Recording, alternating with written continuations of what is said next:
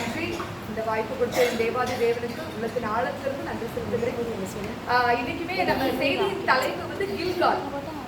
கில்கால் அப்படிங்கிற பேர் வந்து கொஞ்சம் கேட்ட மாதிரி இருக்கா? இங்க வந்து நான் இந்த கேள்வியை கேட்கக்கூடாது, இந்த கேட்கறது தப்பு. அதனால இன்னைக்கு செய்தியுடைய தலைப்பு என்னது? கில்கால். சரியா? பேரே வந்து எப்படி இருக்குது? கலகல அப்படின்னு இருக்குது இல்லையா? ஸோ இந்த கில்கால் அப்படின்றதுக்கு முன்னாடி ஒரு சில சம்பவங்கள் நடந்தது. அப்பதான் நம்மளால கோர்வையா படிக்க முடியும். இஸ்ரவேலர்கள் எகிப்து தேசத்துல எப்படி இருந்தாங்க? அவங்க அடிமை வாழ்க்கையே வாழ்ந்துட்டு இருந்தாங்க. அவங்களுக்கு எவ்வளவோ உபத்திரவங்கள், எவ்வளவோ வேதனைகள். உடனே தேவன் வந்து அவங்கள வந்து ஃபர்ஸ்ட் எதை கடக்க செய்தார்? செங்கடலை கடந்து எங்க வந்தாங்க? வனாந்திரத்துக்கு வந்துட்டாங்க. அப்ப அவங்களுக்கு ஒரு பெரிய டிரான்சிஷன். அடிமை வாழ்க்கையிலிருந்து ஃப்ரீடம். எப்படி நம்ம இந்தியா வந்து 1947ல விடுதலை பெற்றுச்சோ அந்த மக்களுக்கும் வந்து அந்த ஆண்டுல விடுதலை கிடைச்சு செங்கடல்ல இருந்து அவங்க என்ன செஞ்சுட்டாங்க? தாண்டி வந்துட்டாங்க. அதுக்கப்புறம் என்ன நடக்குது? 40 ஆண்டுகள் என்ன வாழ்க்கை அவங்களுக்கு? சூப்பர், வனாந்திர வாழ்க்கை. இப்போ ஒரு கஷ்டமான வாழ்க்கை இல்லையா? நிறைய பேர் மரிச்சு போனாங்க, நிறைய நேரம் தண்ணி இல்லை, நிறைய நேரம் உணவு இல்லை, எவ்வளவோ நோய், சர்ப்பங்கள் எவ்வளவோ இருந்தது. ஃப்ரீ ஆனாலும் சண்டை, யுத்தம், எவ்வளவோ ஃப்ரீனாலும் கொஞ்சம் ஒரு டஃப்பான வாழ்க்கை தான் அவங்க வாழ்ந்தாங்க. ஸோ ஒரு 40 ஆண்டு முடிவில் தேவன் வந்து அவங்கள ஒரு இடத்துக்கு கொண்டு வர்றாங்க. கில்காலுக்கு முன்னாடி எதை தாண்டி கில்காலுக்கு வந்தாங்கன்னா யோர்தான் நதி. யோர்தான் நதியை தாண்டிட்டா கில்கால் தான், கானான் தான், அடுத்து பிளெஸிங் தான்.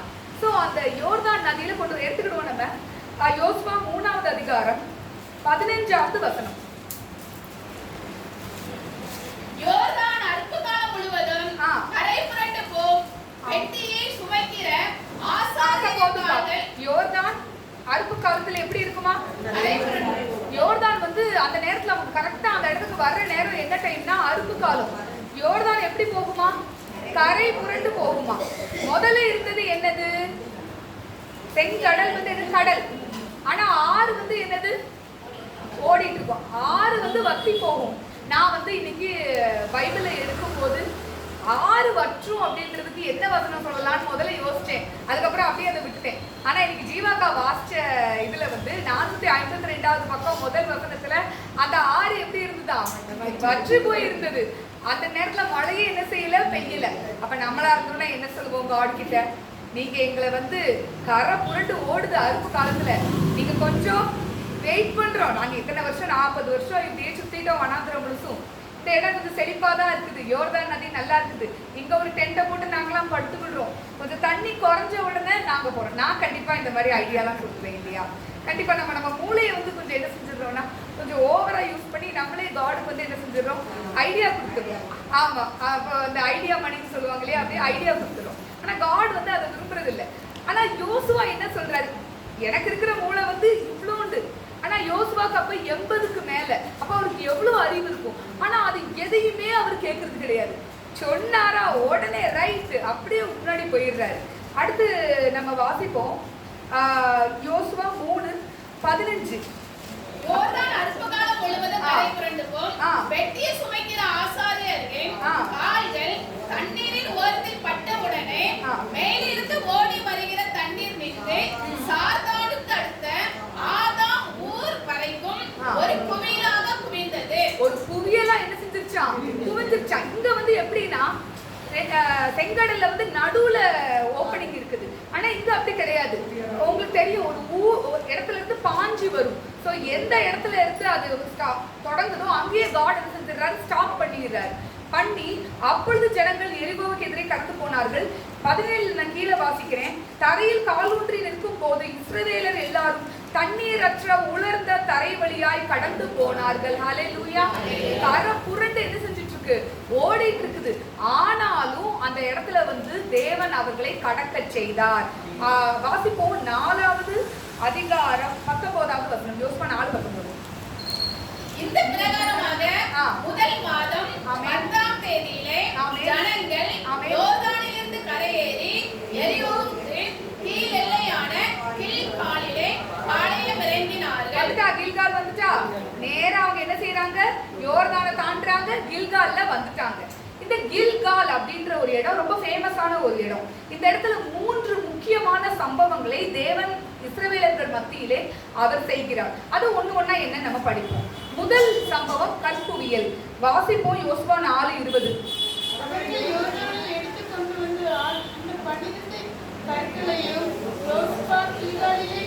போதுங்கா.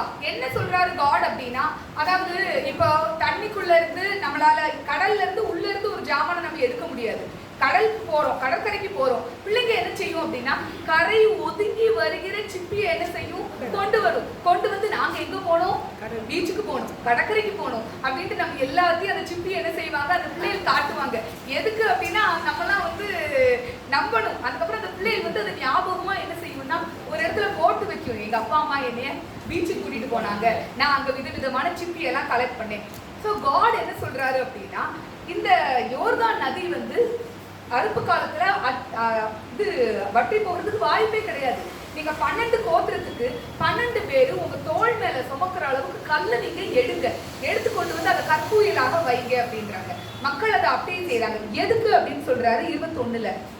இஸ்ரவேல் புத்திரரை நோக்கி, நானே உங்கள் பிள்ளைகள் இந்த கற்கள் ஏதென்று தங்கள் பிதாக்களை கேட்கும்போது நீங்கள் உங்கள் பிள்ளைகளுக்கு அறிவிக்க வேண்டியது என்னவென்றால், இஸ்ரவேலர் வெட்டாந்தரை வழியாய் இந்த யோர்தானை கடந்து வந்தார்கள். ஆமென்.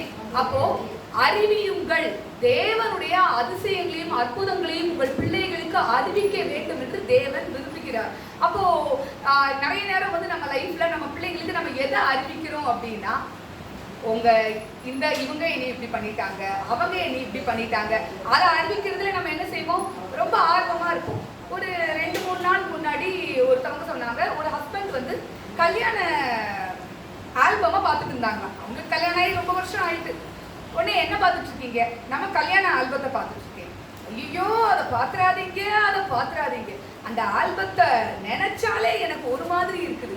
உங்களோட வாழ்ந்த கசப்பு தான் எனக்கு ஞாபகம் வருது. கர்த்தர் அவங்களை எத்தனையோ ஆண்டுகளா ஆசீர்வதிச்சு பிளஸ் பண்ணி குழந்தைகளை கொடுத்து, பேர குழந்தையை கொடுத்து, கையில் பிரயாசத்தை ஆசீர்வதிச்சு சுகத்தையும் பலத்தையும் ஆயுசையும் கொடுத்து வச்சிருக்கிறாரு. ஆனா அப்படிப்பட்ட ஆல்பமை பார்க்கும்போது என்ன வருது, கோபம், கசப்பு, எரிச்சல். ஒரு உறவு அப்படின்ற நேரம், ஒரு திருமண உறவு அப்படின்ற நேரம் நல்லதும் இருக்கும் கெட்டதும் இருக்கும். ஆனா நம்ம எதை அறிவிக்கிறோம் மற்றவர்கள்ட்ட, நம்ம அந்த இதை பார்க்கும்போது அந்த பெண் எப்படி சொல்லியிருக்கலாம் அப்படின்னா, பரவாயில்ல, எத்தனையோ ஆண்டுகள் முன்னாடி தேவன் நம்மளை சேர்த்தாரு, இன்னைக்கு வரைக்கும் நம்மள ஒரு ஹஸ்பண்ட் ஒய்ஃபா நம்மளை வச்சிருக்கிறாரு, நம்மளை மட்டும் இல்லாம நம்மளுக்கு ஒரு குடும்பம் உருவாக்கி அவங்க மூலமாகவும் குடும்பங்கள் உருவாக தேவன் கிருபை செய்திருக்கிறார்.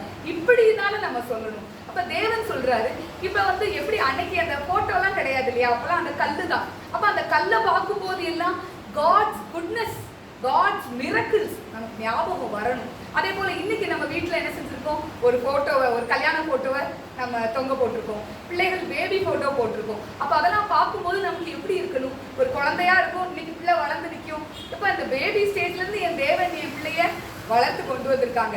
அப்ப அந்த போட்டோஸ் வந்து நமக்கு எப்படி இருக்கணும்னா ஒரு ஞாபகக்குறியா இருக்கணும், ஞாபகம் சின்னமா இருக்கணும். அதை பார்க்கும் பொழுது நம் பிள்ளைகளுக்கு நம் தேவன் நம் வாழ்க்கையிலே செய்த அதிசயங்களையும் அற்புதங்களையும் நாம் அறிவிக்க வேண்டும் என்று தேவன் விரும்புகிறார்.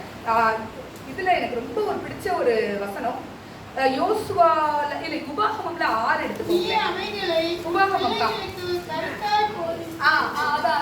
வீட்டில் உட்கார்ந்திருக்கிற போது, வழியில் நடக்கிற போது, படுத்துக் கொள்கிற போது, எழுந்திருக்கிற போது அவைகளை குறித்து பேசி அவைகளை உன் கையின் மேல் அடையாளமாக கட்டிக் கொள்வாயாக. அவைகள் உன் கண்களுக்கு நடுவே ஞாபகக்குறியாக இருக்க. ஆமென். அப்போ நம்ம பிள்ளைகளுக்கு நாம் எதை கற்றுக் கொடுக்கிறோம்? 6:7-8 நான் எடுக்கல, அக்கா எடுத்துட்டாங்க. அதனால இதை நாம் ஆழமாய் தெரிந்து கொள்ள வேண்டும். பிள்ளைங்களுக்கு நம்ம என்ன இன்னைக்கு கற்றுக் கொடுக்குறோம்? ரொம்ப ஃபேவரட்னா இவங்க என்னை அப்படி பண்ணிட்டாங்க, அவங்க என்னை இப்படி பண்ணிட்டாங்க, சின்ன வயசுல நான் ரொம்ப கஷ்டப்பட்டேன், நான் பட்ட பாடு உனக்கு தெரியாது. இது நம்ம செஞ்சிருக்கோமா செய்யலையா? சொல்லணும். நம்ம என்னெல்லாம் பாடுபட்டோம் அப்படின்ட்டு நம்ம வேற யாருமே கேட்க மாட்டாங்க. ஆனா அந்த பிள்ளைங்களுக்கு வந்து வேற வழியே இல்லை, அதுக்கு நம்ம சிக்குனது கேட்டுதான் ஆகணும். இது மாதிரி காரியங்களை நம்ம செய்யக்கூடாது. அதான் அன்னைக்கு வந்து இப்ப இருக்கிற பிள்ளைகள் நிறைய பேருக்கு திருமணமே பிடிக்க மாட்டேங்குது. யாரை கேட்டாலும் எஸ்பெஷலி பெண் குழந்தைகள் என்ன சொல்றாங்க அப்படின்னா, எனக்கு திருமண பந்தமே வேண்டாம். உடனே எல்லா பேரண்ட்ஸும் யோசிக்கிறாங்க, ஏன் என் பிள்ளைக்கு திருமண பந்தம் பிடிக்கல? ஏமா நீங்க தானமா உங்க பிள்ளை அப்பா என்னை இப்படி பண்ணிட்டாங்க, எங்க அம்மா வீட்டுல இருந்த வரைக்கும் நான் அப்படி இருந்தேன், நான் இப்படி இருந்தேன், ஒரு என்னது பறவை போல நான் பறந்துட்டு இருந்தேன், இங்க ஒரு கூண்டுக்குள்ள உங்க அப்பா என்னை என்ன செஞ்சுட்டாங்க, அழைச்சி போட்டுட்டாங்க. சோ இப்படி நம்ம சொல்லும் போது எப்படி நம்ம பிள்ளைகளுக்கு எதிர்காலத்தை குறித்த ஒரு வாஞ்சை வரும், எப்படி நம்ம ஒரு குடும்பத்தை உருவாக்கணும்ட்டு ஒரு வாஞ்சை வரும். இப்ப நீங்க தேடி பாத்தீங்களா, ஒரு பெண் கிடைக்கிறது ரொம்ப ஒரு கடினமான ஒரு காரியமாக இருக்கிறது.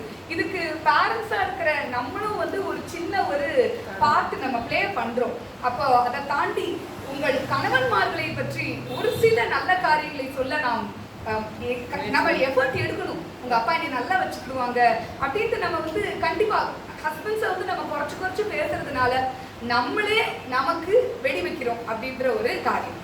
இந்த செய்தியை நான் வந்து இன்னைக்கு காலையில அக்கா வந்து இன்னைக்கு காலையில தான் எனக்கு தெரியும், அக்கா செய்தினா 1 மாசம் 2 மாசம் ப்ரிப்பேர் பண்ணாதான் எனக்கு தைரியமா வந்து நிக்க முடியும். சரி இன்னைக்கு அக்கா சொன்னாங்க, நம்ம கர்த்தருடைய பலனோட போவோம். அப்ப நான் இந்த பாயிண்ட்டுக்கு ஒரு வசனத்தை எடுக்கும்போது, உங்கள் ஞாபக குறிகளுக்கு வெடி வையுங்கள் அப்படின்னு போட்டிருந்தது. அது என்ன அர்த்தம் அப்படின்னா, ஒரு சில காரியங்களை பார்க்கும்போது நமக்கு வேதனை வரும். சில நேரம் இப்போ இந்த கையில ஒரு சூடு பட்டுச்சுன்னு வச்சுக்கோங்களேன், ஒரு பிள்ளைக்கு வந்து ஒரு அம்மா சூடு வச்சு விட்டுட்டாங்க. அப்ப அந்த பிள்ளைக்கு வந்து அதை பார்க்கும் போதெல்லாம் என்ன இருக்கும், ஐயோ எங்க அம்மா என்னை அடிச்சாங்க, எங்க அம்மா என்னை அடிச்சாங்க. இந்த மாதிரி காரியங்களை எல்லாம் உங்கள் மனதில் இருந்து எடுத்து விடுக்கும். அது உங்க வாழ்க்கையில ஒரு முன்னேற்றத்தை உங்களுக்கு கொடுக்கவே கொடுக்காது. இது உங்களுக்கு ஒரு நன்மையை தேவன் செய்யும் போது, ஒரு சிக்னஸ்ல இருந்து கடவுள் உங்களுக்கு டெலிவரன்ஸ் கொடுத்துட்டாரு, நீங்க அதை மற்றவர்களுக்கு அறிவிக்கும் பொழுது, அதை நீங்கள் நினைக்கும் பொழுது உங்கள் விசுவாசம் வளரும், உங்களை சுற்றி இருக்கிறவங்களுடைய விசுவாசமும் வளரும். 2வது காரியம், முதல்ல என்ன செஞ்சாங்க, கற்குவியலை அவங்க நிறுத்தினாங்க. 2வது அவங்க செய்கிற காரியம் விருத்த சேதனம். யோசுவா 5:2. அக்காலத்திலே கர்த்தர் யோசுவாவை நோக்கி, நீ கருக்கான கத்திகளை உண்டாக்கி திரும்ப 2ஆம் இஸ்ரவேல் புத்திரரை விருத்த சேதனம் பண்ணு என்றார். ரைட். என்ன சொல்றாரு அப்படின்னா, நீ விருத்த சேதனம் பண்ண வேண்டும் அப்படின்னு தேவன் சொல்றாரு. இந்த இதை பத்தி நான் படிக்கும் போது எனக்கு ஒரு வார்த்தை ரொம்ப பிடிச்சிருந்துச்சு, ராடிக்கல் ஒபீடியன்ஸ். அதாவது என்ன அப்படின்னா, பயங்கரமான ஒரு கீழ்ப்படிதல். அவங்க கூட இப்ப யோசுவா வந்து எப்படிப்பட்ட ஒரு மனிதன் அப்படின்னா, அவர் ஒரு படை தளபதி. எகிப்து தேசத்துல இருந்து அவங்க வந்த உடனே அவங்களுடைய முதல் யுத்தம் வந்து அமலேக்கியர்களுக்கு எதிரான ஒரு யுத்தம். அதுலதான் யெகோவா நிசி அப்படின்னு சொல்லுவாங்க. 2 பக்கத்தையும் மோசையோட கைய வந்து ஒரு பக்கம் ஊரு ஒரு பக்கம் ஆறு 2 பேரும் கையை பிடிச்சு வச்சுக்கிடுவாங்க. கீழே யுத்தம் நடக்கும். அந்த யுத்தத்துக்கு தலைமை யார் தெரியுமா, யோசுவா. அப்போ ஒரு படை தளபதி வந்து எதுல ரொம்ப முக்கியமா இருப்பாருன்னா, அவருடைய படையோட ஹெல்த் இல்லையா, படையோட ஹெல்த் ஸ்ட்ராங்கா இருந்தாதான் ஒரு யுத்தம் வந்தா இது பண்ண முடியும். ஆனா சர்க்கம்சிஷன், விருத்த சேதனம் பண்ணா என்ன ஆகும் அப்படின்னா, மக்கள் ரொம்ப வீக் ஆயிருவாங்க, அவங்களால எழுந்து நடமாட கூட முடியாது. ஆதியாகமத்துல ஒரு சம்பவம் நடக்கும். தீனாள் அப்படின்ற ஒரு பெண் இருப்பா. அப்ப அந்த தீனாள் என்ற பெண் மேல சீகேம் என்ற மனிதனுக்கு ரொம்ப பிரியம் இருக்கும். உடனே அவர் வந்து பிடிச்சு கூட்டிட்டு போயிடுவாரு. உடனே தீனாளுடைய பிரதர்ஸ் சைமனுக்கும் லேவிக்கும் பயங்கர கோபம் வந்துடும். உடனே ஒரு தந்திரம் ஒன்று பண்ணுவாங்க. என்ன சொல்லுவாங்க அப்படின்னா, நாங்களா விருத்த சேதனம் பண்ணப்பட்டவங்கப்பா, நீங்க விருத்த சேதனம் பண்ணல, நீங்க விருத்த சேதனம் மட்டும் பண்ணிருந்தே எங்க பிள்ளைய உங்களுக்கு கொடுத்துடுறோம் அப்படின்பாங்க. அவங்களும் உடனே சேரிட்டுருவாங்க. அந்த பட்டணம் ஃபுல்லா விருத்த சேதனம் பண்ணுவாங்க. பண்ணி முடிச்சவன 3ஆவது நாள் நோவெடுக்கும் நாள் என்று போய் அந்த பட்டணத்து நாள் மக்கள் மொத்தமும் கொண்டுருவாங்க. எவ்வளவு ஒரு கொடுமையான காரியம். எனக்கு ரொம்ப கஷ்டமா இருக்கும். ஆதியாகமம் 48, 49 நினைக்கிறேன். எல்லாருக்கும் பிளெஸிங் சொல்லும் போது சைமனுக்கும் லேவிக்கும் மட்டும் அவரு கர்ஸ் பண்ணுவார். அவங்க அப்பா வந்து சாபம் சொல்லுவாரு. ஏன்னா நீங்க ஒரு வஞ்சகமா ஒரு ஆண் மக்களை நீங்க என்ன செஞ்சீங்க, நீங்க அழிச்சீங்க அப்படின்னு. இது யோசுவாவுக்கு தெரியுமா தெரியாதா? இதுக்கு நான் எப்படி தெரியுமா ஐடியா கொடுத்துருப்பேன், காட் பாதி பேர் நாங்க இப்ப செய்யறோம், பாதி பேர் இவங்க சரியானவன்னு செய்யறோம். நம்ம சொல்லுவோமா இல்லையா? நமக்கு படையும் கிடையாது, ஒண்ணும் கிடையாது, ஆனாலும் ஒரு கத்தியை விட பிடிக்க தெரியாது.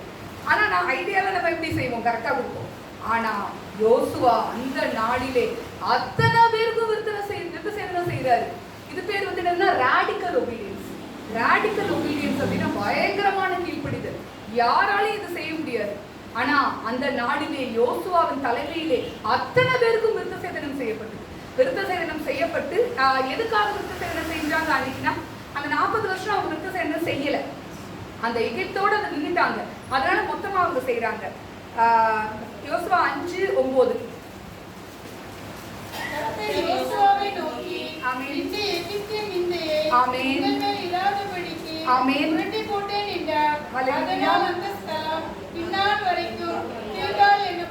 ஹல்லேலூயா. அந்த நாள்ல தேவன் என்ன சொல்றாருன்னா, அவங்களுடைய பயங்கரமான ஒரு கீழ்ப்படிதலை பார்த்து, நான் எகிப்தின் நிந்தையை உங்கள் மேலிருந்து புரட்டி போட்டேன். செல்விகா வந்து வர்ஷிப்ல சொல்லிட்டு இருந்தாங்க, எத்தனையோ பேர் அவமானத்தோடு இருக்காங்க, நிந்தையோடு இருக்காங்க, அது தேவன் மாற்றி போடுவாருமே. நிந்தை அப்படின்ற வார்த்தைக்கு அர்த்தம் நீங்க பாத்தீங்கன்னா இகழ்ச்சி, அவமதிப்பு இல்லையா? இகழ்ச்சியோடும் அவமதிப்போடும் நாம் வாழ்ந்து கொண்டிருக்கிறோம். எத்தனையோ பேர் நம்மை இகழ்ச்சியாக நினைக்கிறார்கள். இவளால் தான் இந்த குடும்பத்துல சரியில்லாத ஒரு பெண், ஞானமில்லாத ஒரு பெண், அன்பில்லாத பெண் அப்படின்னு சொல்றாங்க. குடும்பத்தை நடத்த தெரியாத பெண், பிள்ளைகளை சரியாக வளர்க்க தெரியாத பெண் அப்படின்னு என்னென்னமோ சொல்றாங்க. ஆனா தேவன் என்ன சொல்றாரு, ஒரு நாள் அந்த நிந்தையை நான் உன்னிடத்திலிருந்து எடுத்து போடுவேன். ஒவ்வொருத்தவங்களுக்கும் ஒவ்வொரு கவலை. சில பேருக்கு வந்து திருமணம் இன்னும் ஆகலையே, நான் இன்னைக்கு செல்விகா வந்து இன்னைக்கு பிரேயர் ரெக்வஸ்ட் சொல்லும்போது ஜீவாக்கா திருமணம்ன்ற வார்த்தையை ஒரு 10 தடவை சொல்லியிருப்பாங்க அக்கா. நான் நினைச்சேன், ஐயோ அக்கா மனசுல எவ்வளவு பாரம் இல்லையா? அந்த நமக்கு அது ஒரு சாதாரண காரியமா தெரியும்.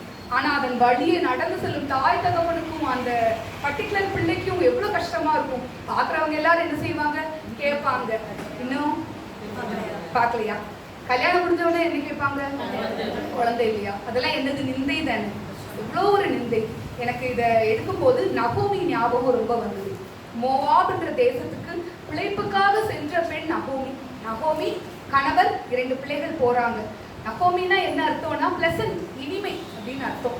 உடனே அங்க பயங்கர கஷ்டம், கணவனும் மறிச்சிடுறாங்க, பிள்ளைகளும் மறிச்சிடுறாங்க. உடனே ஒரு மருமகளோடு அவ திரும்ப பெத்லஹேமுக்கு வாரான். பெத்லஹேமுக்கு வரும்போது என்னை யாரும் இனிமேல் நகோமின்னு கூப்பிடாதீங்க, என்னை மாறான்னு கூப்பிடுறாங்க. ஆனா தேவன் அந்த இடத்துல, எந்த இடத்துல அவள் அவமானத்தோடு வந்தாளோ, வெறுமையோடு வந்தாளோ, கவலையோடு வந்தாளோ, தேவன் அவளை அந்த கவலையெல்லாம் மாற்றி போட்டு இயேசுவின் சந்ததியிலே பிறக்க போகிற ஒரு பிள்ளைக்கு அவளை பாட்டியாக, எவ்வளவு ஒரு ஆச்சரியம். அந்த பிள்ளையை மடியில இருந்து வளர்க்கான்னு நம்ம வாசிக்கிறோம் இல்லையா? எவ்வளவு ஒரு ஆச்சரியம், எவ்வளவு ஒரு அதிசயம். இன்னைக்கு உங்க கண்ணீரை என்ன செய்யறாரு தேவன் பார்க்கிறாரு. ஒரு வாரம் முன்னாடி எங்க வீட்டுல ஒரு கத்துக்கிட்டே ஒரு சின்ன ஒரு ஜெப கூட்டம் நடக்கும். மாசத்துக்கு ஒரு தடவை மீட் பண்ணுவோம். அப்போ என் ஃப்ரெண்டு வந்து செய்தி ஷேர் பண்ணான். அப்ப அவ என்ன சொன்னா அப்படின்னா, காண்கின்ற தேவன் ஆகார் வந்து ஒரு பேர் கொடுக்குறான். அப்ப அவ வேதனையோட அந்த வனாந்திரத்துல நிற்கிறான். உடனே நீ வந்து தேவன் வந்து ஆகாரம் மட்டும் பார்க்கல, ஆகார் வயிற்றுல இருக்கிற பேபியும் பார்க்கிறாரு. பார்த்து உன் பிள்ளையும் நான் என்ன செய்வேன், ஒரு பெரிய ஜாதியாக மாற்றுவேன்னு தேவன் சொல்றாரு. இன்னைக்கு தேவன் உங்களை மாத்திரம் அவர் காண்கின்ற தேவன் அல்ல. உங்கள் கண்ணீரை, உங்கள் நிந்தையை, உங்கள் வேதனையை, உங்கள் துக்கத்தை, உங்கள் சஞ்சலத்தையும் அவர் காண்கிறார். என்னெல்லாம் துக்கம் இருக்கோ, என்னெல்லாம் நிந்தை இருக்கோ, அதெல்லாம் தேவன் என்ன செஞ்சிருவாரு, புரட்டி போட்டு விடுவார். புரட்டி போட்டு விடுகிற தேவனாக அவர் இருக்கிறார். எப்படி அந்த தேவ தூதன் அந்த கல்லை புரட்டி தேவன் உயிர்த்தெழுந்தார் என்ற செய்தியை இந்த உலகத்திற்கு நாம் அறிந்து கொண்டோமோ, அதே போல இந்த உலகம் தேவன் உங்கள் நிந்தையை புரட்டி விட்டார் என்பதை இந்த உலகம் அறியும். அப்படி அறியத்தக்க தேவன் செய்யற காரியங்கள்லாம் பயங்கரமா இருக்கும். உன்னோட கூட இருந்து நாம் செய்திருக்கும் காரியங்கள் பயங்கரமா இருக்கும் என்று தேவன் சொல்லுகிறார். அப்போ அந்த நாள்ல வந்து என்ன நடக்குது அப்படின்னா, ஒரு விருத்த சேதனம் நடக்குது, ஒரு வாக்குத்தத்தத்தை பெற்றுக்கொள்றாங்க. இன்னைக்கு நம்ம நிந்தை புரட்டப்பட வேண்டுமானால் நாம் என்ன செய்ய வேண்டும்? ரோமர் 2:29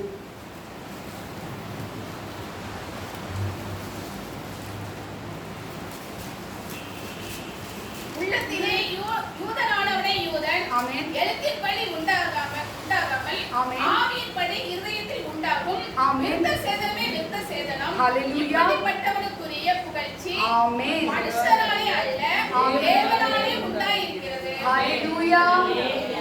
சரீர பிரகாரமான விருத்த சேதனத்தை தேவன் நம்மிடத்திலே எதிர்பார்ப்பது இல்லை. தேவன் நம்மிடத்திலே எதிர்பார்ப்பது ஆவிக்குரிய விருத்த சேதனம்.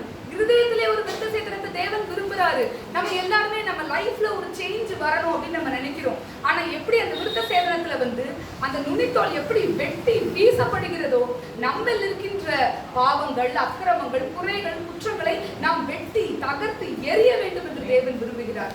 வாசிப்போம் கொலோசியர் 3:8-9-10.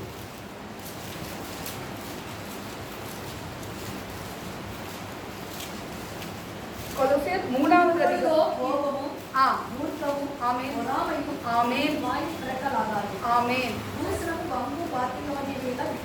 கோபம், மூர்க்கம், எரிச்சல் இது எல்லாத்தையுமே நம்ம என்ன செஞ்சிடணும், விட்டுணும் அப்படின்னு தேவன் விரும்புகிறாரு. இதை விடுவதற்கு நமக்கு என்ன செய்யல, மனசு வர மாட்டேங்குது.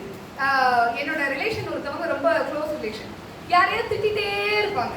நான் உடனே அடிக்கடி சொல்வேன், எதுக்கு சும்மா உடனே, அதாவது எப்படின்னா கோப்பிங் மெக்கானிசம் அப்படின்னு சொல்லுவாங்க. ஒருத்தவங்களுக்கு மனசுல கவலை இருக்குன்னு வச்சுக்கோங்களேன், ஒவ்வொருத்தவங்க ஒன்னொன்னு சொல்லுவாங்க. சில பேர் யாரையா திட்டுவாங்க, இவங்க என்னை இப்படி பண்ணிட்டாங்க, இவங்க என்னை அப்படி பண்ணிட்டாங்க, ஆதி காலத்துல எனக்கு இது எல்லாத்தையுமே தேவன் என்ன செய்யறது, விரும்புறதே கிடையாது. இதையெல்லாம் நாம் வெட்டி போட்டாதான் தேவனால நம்முடைய நிந்தையை என்ன செய்ய முடியும், புரட்ட முடியும். திருப்பருக்கா ரோமர் 2:29 வாசிப்போமே.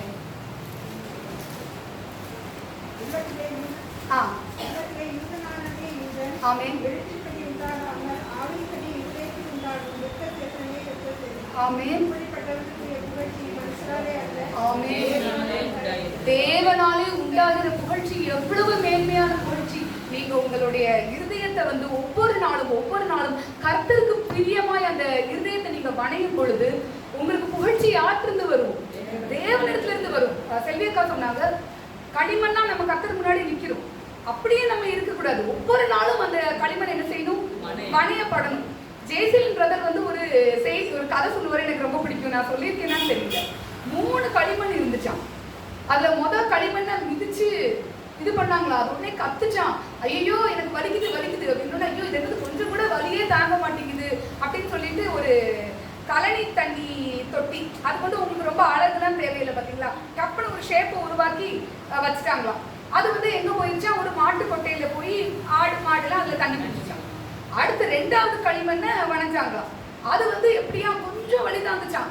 உடனே ஒரு தொட்டி ஷேப்பு கொண்டு வந்தாங்களாம். கொஞ்சம் தான் டிசைன் பண்ணாங்களாம், அதுக்குள்ள ஐயோ வலிக்குது அப்படின்னோடனே அதையும் நிப்பாட்டிட்டாங்களா. கடைசியில் அது ஒரு பூ தொட்டி ஆயிடுச்சான். கொஞ்சம் மண்ணெல்லாம் வச்சு, ஆனாலும் அது வெயில தான் இருக்கணுமா, கொஞ்சம் மண்ணெல்லாம் இருக்குமா. அதுக்கு 3வது களிமண் இருந்துச்சான். அழகா விட்டு கொடுத்துச்சான், எதுனாலும் நீங்க எனக்கு செய்யுங்க, என்னனாலும் என்னைய வணைங்க அப்படின்னு சொல்லிட்டு அது வணையறதுக்கு விட்டு கொடுத்துட்டே இருந்துச்சான். கடைசியில் அது ஒரு அழகான ஒரு ஷோ பீஸ் ஆயிடுச்சான். அதை வந்து வீட்டுக்குள்ள ஏசி போட்ட வீடுல ஷோ கேஸ்ல இருந்துச்சான். வர்றவங்க எல்லாரும் என்ன செஞ்சாங்களா, அதை பார்த்து எவ்வளவு அழகா இருக்குன்னு ஆச்சரியப்பட்டாங்க. இன்னைக்கு நாம எல்லாருமே தேவன் கையில் இருக்கிற களிமண். தேவன் எதெல்லாம் கட் அப்படின்றாங்களோ அதெல்லாம் நம்ம லைஃப்ல வந்து இம்மீடியட்டா கட் பண்றதுக்கு எப்படி அந்த மக்கள் வந்து நுனித்தோலை வெட்டி போடு, இது வந்து இங்க நம்ம சைட்ல நமக்கு ரொம்ப தெரியாது, ஆனா அது ஒரு பெரிய ப்ரொசீஜர். சின்ன பிள்ளைகளுக்குலாம் ரொம்ப நோவு எடுக்கும், ப்ளீடிங் இருக்கும், பிள்ளைகளுடைய நார்மல் லைஃப் பாதிக்கப்படும். பிள்ளைகள் வலி இருந்துச்சுன்னா பேரண்ட்ஸ்க்கு எப்படி இருக்கும், டபுளா வலிக்கும். ஆனா இதையுமே நினைக்காம உடனே ஒரு ஒபீடியன்ஸ். அதே மாதிரி நமக்குமே ஒரு சில காரியங்கள் நம் தேவன் நம்ம இதை செய்யாதே மகளே என்று சொல்லும் பொழுது நாம் அதை விரைவாக கேட்கும் பொழுது தேவன் நம் நிந்தையை புரட்டி போட்டு ஆசீர்வாதத்தை கொண்டு வருவார். 3வது காரியம் பஸ்கா. யோசுவா 5:10. இஸ்ரவேல் புத்திரர் கில்காலில் பாளையம் இறங்கி இருந்து மாதத்தின் 14ஆம் தேதி அந்தி நேரத்திலே எரிகோவின் சமனான வெளியிலே பஸ்காவை ஆசரித்தார். ஹல்லேலூயா. பஸ்காவை ஆசரிக்க வேண்டும் என்பது தேவனுடைய கட்டளை. அவர் காட் சொல்லுவாரு, நீங்க பஸ்காவை என்ன செய்யணும், நீங்க ஆசரிக்கணும்.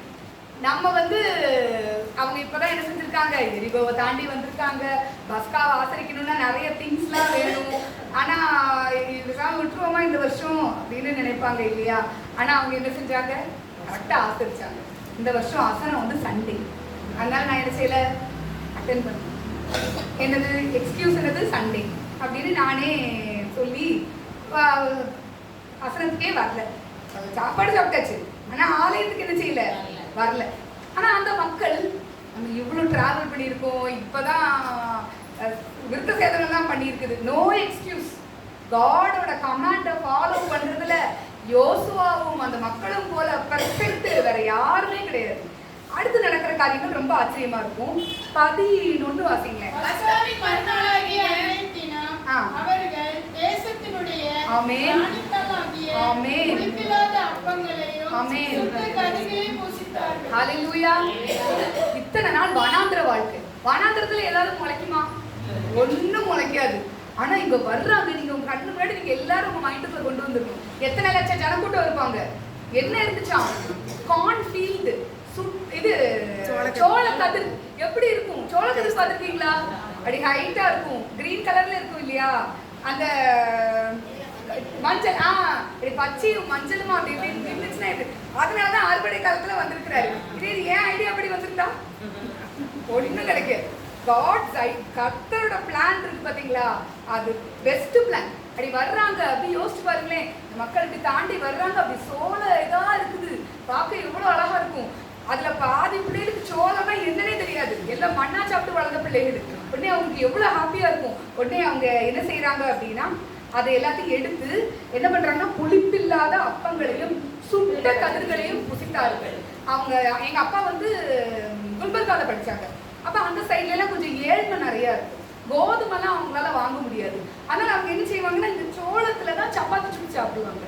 அதனால இன்ன வரைக்குமே இந்த ஜோவார் இப்ப வந்து எல்லாரும் என்ன செய்யறாங்க, உடம்புக்கு நல்லதுன்னு வாங்கி சாப்பிடுறாங்க. அப்ப தேவன் அந்த காலத்துல அவங்களுக்கு எவ்வளவு போஷாக்கா ஊட்டச்சத்தை பண்ணுறாங்க, குளூட்டன் ஃப்ரீ, அந்த ஃப்ரீ இந்த ஃப்ரீ, காட் இதெல்லாம் அப்பவே அவங்களுக்கு கொடுத்துருக்கிறாரு. அவங்க அது எல்லாத்தையும் எடுத்து அதை எப்படிலாம் செய்யணும்னு பார்த்து, சுட்ட கதிர், சோளத்தை சுட்டா எப்படி இருக்கும், கதிரெல்லாம் சுட்டு சூப்பரா இருக்கும் இல்லையா, அது எல்லாத்தையும் வச்சு பண்டிகையை ஆசரிக்கிறாங்க. அப்போ கர்த்தருடைய கட்டளைகளை கை கொள்ளுவதற்கும் அதை நடைமுறையிலே கொண்டு வருவதற்கும் எதுவுமே தடையாக இருக்கு. அப்படி அந்த கட்டளைகளை நாம் ஃபாலோ பண்ணும்போது தேவன் ஒரு புதிய ஆசீர்வாதத்தை அவர்களுக்கு வச்சிருக்கிறாரு. அவர் என்ன செஞ்சிருக்கிறாரு, எல்லாத்தையுமே ரெடியா வச்சிருக்கிறாரு. அதை இவங்க என்ன செய்யல, விதைக்கல, இவங்க தண்ணி பாய்ச்சல, களை புடுங்கல, உரம் வைக்கல, ஒன்றும் செய்யல. ஆனா ஜஸ்ட் அவங்க கர்த்தருடைய இதை ஒன்று ஒன்னா ஃபாலோ பண்ண ஒவ்வொரு இடத்துலையும் என்ன செஞ்சுட்டு இருக்காங்க, காட் உங்களுக்கு பிளெஸிங்ஸை கொடுத்துட்டே இருக்காரு. இன்னைக்கு ஜீவாக்காவுடைய ஐக்கியத்துல வாட்ஸ்அப்ல மெசேஜ் வந்து, இதோ நான் புதிய காரியத்தை செய்கிறேன் இல்லையா. காட் நம்மளுடைய லைஃப்ல எல்லாருடைய வாழ்க்கையிலும் புதிய ஆசீர்வாதங்களை கொடுக்க அவர் வாஞ்சியா இருக்கிறார். நாமளே அதுக்கு என்ன செஞ்சுட்டு இருக்கிறோம்னா, தடையாக இருக்கிறோம். நம்மளுடைய பிடரியை நாம் கடினப்படுத்துகிறோம், நம்மளுடைய முரட்டாட்டத்திலிருந்து நாம் பின்வாங்க மறுக்கிறோம். நான் கரெக்ட், என்கிட்ட எந்த ஒரு குறையும் இல்லை. இப்போ எனக்கு ஒரு ஃப்ரெண்ட் இருக்கா, இப்போ நான் வந்து சமையல்ல கொஞ்சம் சுமாராக தான் சமையல் பண்ணுவேன். அப்போ என் கணவன் வந்து இதில் இது சரியில்லை, அது சரி, எனக்கு வந்து ரொம்ப இதாக இருக்குமா அப்படிதான் இருக்கும் அப்படின்னு சொல்லுவேன். ஆனால் என் ஃப்ரெண்டு நல்ல சமையல் பண்ணுவாள். அப்போ அவள் சொல்லுவா, ஒரு நாள் என்ன சொன்னா, என் ஹஸ்பண்ட் வந்து இதெல்லாம் சரியில்லை அப்படின்னாரு. அப்போ நான் கேட்டேன், எப்படி உன்னால் அதை ஏற்றுக்கிட முடியுது, நீ ஃபுல் டே எவ்வளோ நம்ம கஷ்டப்பட்டு சமையல் பண்ணுறோம் இல்லையா. அவங்க டக்குன்னு ஒரு செகண்ட்ல சொல்லிடுறாங்க, நம்ம எவ்வளோ நின்று கஷ்டப்பட்டு செய்கிறோம், அதை அவங்க நல்லா சாப்பிடணுன்றதுக்காக தானே நம்ம செய்கிறோம். அப்போ அதில் ஒரு குறை இருக்குன்னு அவங்க சொல்லும் போது அதை ஏற்றுக்கொண்டு அதை மாற்றுவதில் என்ன தப்பு அப்படின்னு அவ எடுத்து சொன்னான். அப்போ அதுலேருந்து நானும் கற்றுக்கிறதுல தப்பா, சரி ரைட்டு, இதில் ஒரு தப்பு, அப்போ நெக்ஸ்ட் டைம் நான் இதை என்ன செஞ்சுக்கிட்டேன், திருத்திக்கிடுறேன். நான் வந்து சமையல் பண்ணும்போது என் மூளையை நான் ரொம்ப யூஸ் பண்ணுவேன். அதாவது ஒரு 10 இன்க்ரீடியன்ட்னா எனக்கு இந்த கருவேப்பிலாம் பிடிக்காது. அதாவது இந்த அரைக்கிறதுல வறுத்து அரைப்பாங்க பார்த்தீங்களா, அதில் கருவேப்பிலை போட்டு சொல்லுவாங்க, கருவேப்பிலை எனக்கு பிடிக்காது, கருவேப்பிலை சேர்க்க மாட்டேன். அப்படி கட் பண்ணி கடைசியில் அது வேற புது ரெசிபியாக வந்து நிற்கும். அப்போ என் கணவன் சொல்லுவார், கட் பண்ணக்கூடாது, ஆரம்பத்துலேருந்து கடைசி வரைக்கும் என்ன சொல்கிறாங்களோ அதை செய்யணும். அப்போ நினைப்பேன், நமக்கு தானே சமையல் தெரியும். அதுக்கப்புறம் அன்னைக்கு வந்து அவங்க சொன்னபடி கரெக்டாக செஞ்சேன். டேஸ்ட் கத்துறதுக்கு பேர் டேஸ்ட்டாக வந்துச்சு, எல்லாரும் சாப்பிட்டது காலி. அதனால எனக்கு வந்து நினைச்சேன், ஒரு ஹியூமன் பீயிங், ஒரு மனுஷன் சொல்றதை நம்ம கேட்டு செய்யும் போதே நம்ம ஒரு டிஷ் நல்லா வருது. அப்ப தேவாதி தேவன், கர்த்தாதி கர்த்தர், அவர் சொல்லுகிற கற்பனைகளை ஃபாலோ பண்ணி செய்யும் போது எவ்வளவு ஆசீர்வாதங்கள், எத்தனை அதிசயங்கள். துக்கமே கிடையாது, வேதனை கிடையாது, சந்தோஷம் தான். ஆனா அந்த ஸ்பிரிட் நமக்குள்ள எப்படி இருக்கணும், கடினமா இருக்கக்கூடாது, தாழ்ந்து போயிருக்கணும். சரிப்பா, நீங்க எது சொன்னாலும் அது கரெக்டு தான். ஒரு இடத்துல சண்டை வருது, அந்த இடத்துல நமக்கு பேசணும்னு வாயில ஒரு 100 வார்த்தை ரெட்டியா நிற்கும். ஆனா காட் என்ன சொல்வாரு, பேசாத, அமைதியாரு. நம்ம அப்படின்னு கிளாக்க பார்த்துக்கிட்டே இருக்கணும். எனக்கு கொஞ்ச நேரம் தான், சக்சஸ் 5 நிமிஷம் தான், 4 நிமிஷம் தான், அப்புறம் அப்படியே என்ன செஞ்சு முடிஞ்சிடும். அப்புறம் நம்ம தேவனுக்கு முன்பாக ஜெய வீரர்களாக நம்ம நிற்கலாம் இல்லையா. அதை தான் நம்ம ஃபோக்கஸ் பண்ணணும். அந்த நேரத்துல ஜெயிக்கிறது ஒரு ஜெயமே கிடையாது. நான் உங்களுக்காக யுத்தம் பண்ணுவேன், நீங்கள் சும்மா இருப்பீர்கள். நம்ம யாராவது என்ன பண்றாரு அப்படின்னா, சும்மா இருக்கேன்னு ரொம்ப ஹாப்பியா சொல்லுவோம். ஆனா சண்டை நேரத்துல சும்மா இருக்கிறது கொஞ்சம் சங்கடம். நம்ம அதெல்லாம் கொஞ்சம் ரிவர்ஸ் பண்ணிக்கணும். எந்த நேரத்துல சும்மா இருக்கணுமோ அந்த நேரத்துல சும்மா இருக்கணும். ஃப்ரீயா இருக்கிற நேரம் பைபிள் எடுத்து வாசிக்கணும், ஜெபம் பண்ணணும், கர்த்தரை ஆராதிக்கணும் அப்படி. ஸோ இந்த மாதிரி சிறிய சேஞ்சஸ் அப்படி ஃபாலோ பண்ணும்போது கர்த்தர் நம்முடைய வாழ்க்கையில பெரிய ஒரு அதிசயத்தை அவர் செய்வார். அதுக்கப்புறம் அந்த லைஃப்ல வந்து அவங்களுக்கு ஒரு பெரிய ஒரு டிரான்சிஷன். ஒரு அத்தனை நாள் அது வந்து அந்த வசனம் மட்டும் நான் வாசிச்சிருந்தேனே 12 அதே அதிகாரத்துல 12 5 12 அவர்கள் தேசத்தின் தானியத்திலே புசித்த மறுநாளிலே மன்னா பெய்யாமல் ஒழிந்தது. அது முதல் இஸ்ரவேல் புத்திரருக்கு மன்னா இல்லாமற் போய் அவர்கள் கானான் தேசத்து பலனை அந்த வருஷத்தில் தானே புசித்தார்கள். ஹல்லேலூயா. சோ அது வரைக்கும் மன்னா பெஞ்சிட்டு இருந்தது. அவங்க கதிர அப்பெல்லாம் சுட்டு சாப்பிட்ட உடனே என்ன ஆயிடுச்சு? மன்னா வந்து ஸ்டாப் ஆயிடுச்சு. ஒவ்வொரு டைம்லயும் கர்த்தர் ஒவ்வொரு விதமான ஒரு போஷிப்பை நமக்கு தருவார். அவங்கள தேவன் அத்தனை நாள் அவங்களுக்கு வந்து அவங்களுக்கு எதிர் சொந்தமான தேசம் இல்லை, நாடோடிகளா இருந்தாங்க. அதனால வானத்துல இருந்து மண்ணா என்ன செஞ்சுச்சு? பெஞ்சிச்சு, காடை வந்துச்சு. ஆனா இப்ப அவங்களுக்கு சொந்த தேசத்தை தேவன் கொடுத்துட்டாரு. அந்த தேசம் ஒரு பாலும் தேனும் ஓடுகிற தேசம். அது அவங்களுக்கு போன உடனே ப்ரூஃப். சோளக்கதிரெல்லாம் எப்படி நிக்குது? சூப்பரா நிக்குது. அதனால தேவன் வந்து ஒரு மாற்றத்தை அவங்க லைஃப்ல கொண்டு வர்றாரு. கர்த்தருடைய கரத்திலிருந்து பெற்றுக்கொண்டுட்டு இருந்தாங்க அத்தனை நாள். அதுக்கப்புறம் அவங்களுடைய கையின் பிரயாசத்தை பயன்படுத்த வேண்டியது. உன் கையின் பிரயாசத்தை சாப்பிடுவார், உனக்கு வார்த்தை நன்மை இதாயிருக்கும். தேவன் இந்த நாள்ல நமக்கு சொல்றாரு, நம்ம எல்லாரும் ஒரு பிரயாசம் எடுக்கிறோம். குடும்பத்தை நடத்துறதுக்கு பிரயாசம் எடுக்கிறோம். பிள்ளைகளை வளர்க்க, ஒரு சின்ன ஒரு சமையல் செய்ய, ஒரு வீடை நீட் பண்ண, ஒரு செடி வளர்க்க, எல்லா பிரயாசங்களையும் தேவன் தாமே ஆசீர்வதித்து நம்மை உயர்ந்த இடத்திலே வைப்பார். God bless you.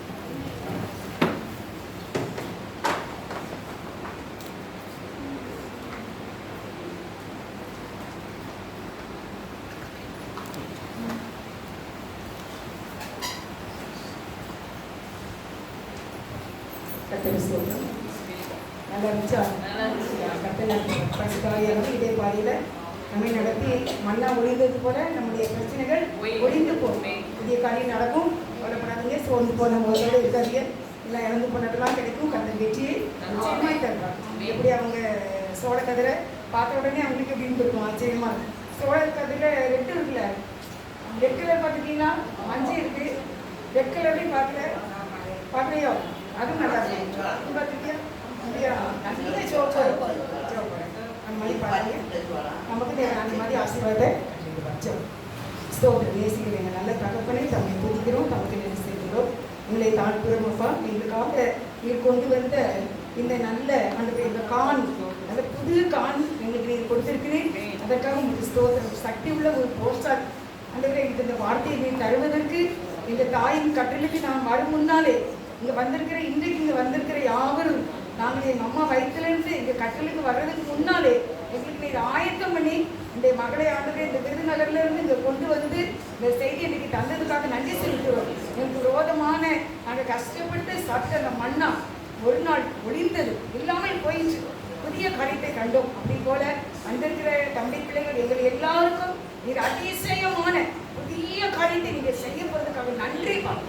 அப்படி இதயத்தில் இருக்கிற பாரங்கள் நீங்கி இந்த கில்கால் தாண்டி, அந்த யோர்தானை தாண்டி, வித்த சேதனத்தை தாண்டி பஸ்காவை ஆசிரித்து புதிய நன்மையை கண்டது போல எங்களுடைய வாழ்க்கையிலே நாங்களும் செய்ய வேண்டிய காரியங்களை எதை கட் பண்ணணும், எது வேண்டாம், அந்த பொறாமை அப்படின்ற வாஸ்தவிய குலசியில் அந்த மாதிரி காரியங்களை விட்டுவிட வேண்டியதை விட்டு எரித்து விட்டு புதிய அனுபவங்களை அனுபவிக்க ஆசீர்வதிக்கப்பட உங்களுக்கு கிருபை செய்ய வேண்டும் என்று தாழ்த்தி ஒப்புறுதி ஜெபிக்கிறோம். இந்த பிள்ளையை கொண்டு வந்து இன்னும் நீர் அதிகமாய் பயன்படுத்த வேண்டும். கர்த்தாவே ஸ்தோத்திரம். இன்னும் ஏராளமான காரியங்களை கற்றுத்தார். ஆராதனை நேரத்தில் மகளை ஆசீர்வதிங்க, பாடல்களை ஆசீர்வதிச்சுங்க. நன்றி. இந்த கிருபை இந்த காண்கின்ற தேவன் ஜெபக்குழுவிலே மகிமையாய் நீ இருக்கிறேன், நீ மகிமையாய் வெற்றி சிறக்கிறேன். இங்கே வருகிற யாவரும் தன்னுடைய வாழ்க்கையில ஆவிக்குரிய சரீர பிரகாரமான காரியங்களை தோற்று போகவே கூடாது. நாங்கள் நிந்தைக்கு இகழ்ச்சிக்கு நிற்கவே கூடாது. வெற்றியின் சின்னமாய் நாங்கள் காணப்பட எங்களுக்கு உதவி செய்வது. அன்றைக்கு அந்த கான்ஸ்டன்ட் அவர் அந்த சிலுவையை பார்த்து வானத்திலே சிலுவை அடையாளம் தோன்றியது. அதை பார்த்து அன்னைக்கு அவர் சிலுவை போர் செய்ததுனால ஒரு பெரிய வெற்றி அந்த ராஜா கண்டார். அப்படி எங்களுக்கு நீர் ஆண்டு வர எல்லாரும் நாங்கள் வெற்றியை கண்டு வெற்றியின் சின்னமாய் இருக்க, இந்த சிலுவை எங்களுக்கு அடையாளமாய் இருக்க ஆசீர்வதிக்க இயேசுவின் நாமத்தில் வேண்டிக் கொள்கின்றோம். ஜீவனோட நல்ல பிதாவே. ஆத்துமாவே கர்த்தரை ஸ்தோத்திரி, என்னுடைய பரிசுத்த நாமத்தை ஸ்தோத்திரி. ஆத்துமாவே கர்த்தரை ஸ்தோத்திரி, கர்த்தர் செய்த சகல உபகாரங்களையும் மறவாதே. ஆமென். ஹல்லேலூயா.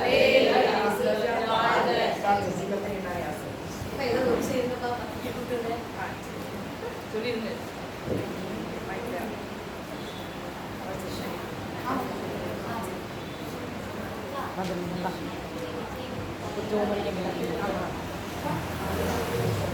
நேற்று நிச்சயதார்த்த வீட்டுக்கு வந்தவங்க எல்லாருக்கும் ரொம்ப நன்றி செலுத்துகிறேன். எல்லாம் நல்லா கிராண்டாக வந்திருந்தீங்க. அவங்களுக்கு ரொம்ப சந்தோஷமா இன்றைக்கி நான் காலையில் கல்யாண வீட்டுக்கு போயிருந்தேன். எல்லாருமே ரொம்ப ஒரு சிஸ்டர் டீம் கூப்பிட்டு வந்தாங்களா, அது ரொம்ப மகிமையாக இருந்துச்சா, நல்லா பாட்டு பிடிச்சாங்களாம. நான் ஒரு பிள்ளையை சந்தித்தேன் இன்றைக்கி அங்கே, அந்த மாரணோட சபையில் உள்ள பொண்ணு. அவள் சொன்னா அப்படி ரொம்ப நல்லா இருந்துச்சாக்கா, யாரோ ஒரு சிஸ்டர் தான் டீம் கூப்பிட்டு வந்தாங்க. அவங்க அந்த பரதேசி தான் அப்படின்னு சொன்னேன். அப்படியா, ரொம்ப நல்லா இருந்துச்சாக்கா, காட் கிரேஸ் தான். அவள் பொண்ணு வந்து என்னுடைய சண்டே கிளாஸ் ஸ்டூடெண்ட். அவளுக்கு இன்னைக்கு இப்படி ஒரு மகிமையான கல்யாணம் நடந்தது அப்படின்னு. அதுக்கப்புறம் இன்னைக்கு காலையில் ஒரு பாஸ்டர் வந்து பயங்கரமான ஒரு ஜெபமா நல்ல ஒரு பாட்டு படித்து ரொம்ப ரெஜிஸ்டர் பண்ணி ரொம்ப சிறப்பாக நடந்துச்சு அப்படின்னா. கர்த்தருக்கு ஸ்தோத்திரம். வந்தவங்க எல்லாருக்கும் நன்றி. இதுக்கு இந்த ஆன் பண்ண வாய்ப்பு சொல்லலாம். எடுத்துக்கலாம்.